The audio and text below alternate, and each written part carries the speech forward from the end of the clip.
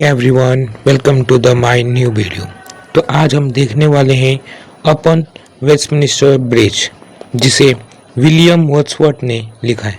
आज हम इसका कंप्लीट एक्सप्लेनेशन हिंदी में देखने वाले हैं। तो चलिए शुरू करते हैं। सबसे पहले हम देखते हैं इंट्रोडक्शन अबाउट विलियम वर्ड्सवर्थ। ये जो पैराग्राफ है ये मैंने एज इट इज़ आपके बुक में से कॉपी किया है। आप इसे पॉज करके या फिर स्क्रीनशॉट लेके एक बार पढ़ लीजिए। हम इसका हिंदी में अनुवाद देखेंगे जिससे ये अच्छे से समझ में आएगा। अगर आप हिंदी और इंग्लिश एक साथ पढ़ेंगे तो आपको और अच्छे से समझ में आएगा। तो चलिए हिंदी में इसका अनुवाद देखते हैं।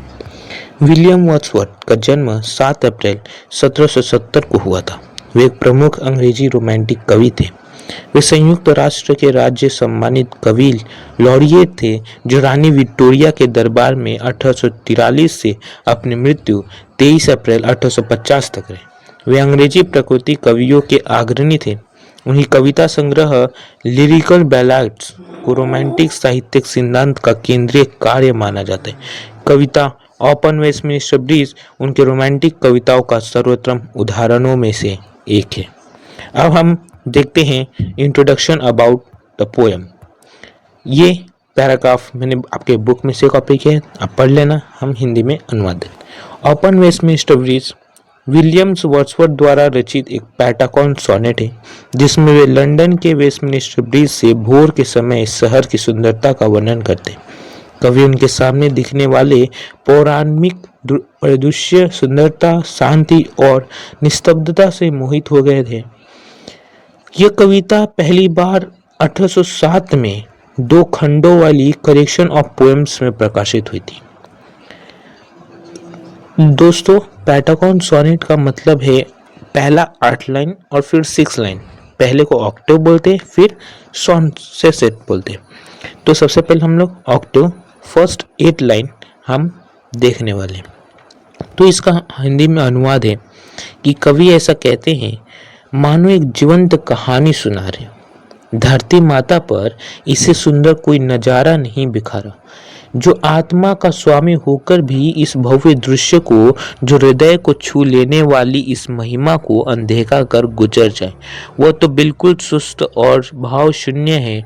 देखिए ये विशाल शहर अभी सुबह की कोमल सुंदरता को जैसे चुपचाप ओढ़े हुए है।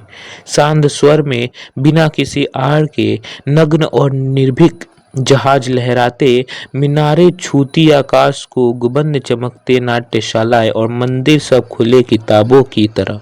खेतों की हरी गोद में, नीले आकाश की छत्र छाया में, धुरे रहित शुद्ध हवा में वे सब चमक दमक से जगमगा रहे हैं, जिसे स्वर्णिम सपनों का जाल बुनते हुए। आई होप आपको ऑक्टेव समझ में आ गया होगा।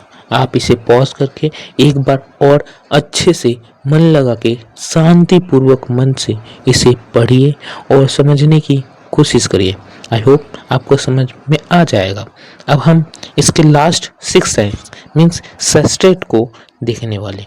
सेस्टेट कवि ऐसा कहते हैं, मानो कहानी का रोमांचक मोड़ सुना रहे हो। कभी सूर्य ने अपनी पहली किरणों से घाटी, चट्टान या पहाड़ी को इतनी खूबसूरती से नहलाया नहीं। मैंने कभी न देखा न महसूस किया इतना गहन शांत भाव। नदी अपनी मधुर इच्छा से सरक रही है, बिना किसी बाधा के।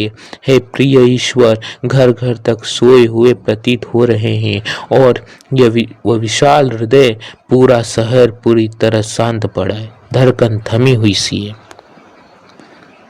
ये है इसका sestet means last 6 lines. I hope आपको ये पूरी की पूरी पोएम बहुत अच्छे से समझ में आ गई होगी।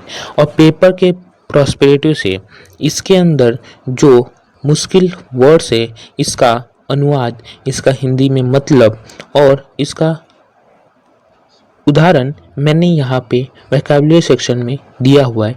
तो आप इसे ज़रूर पढ़ लीजिए, जिससे आपके पेपर में मार्क्स काफ़ी अच्छे आएंगे।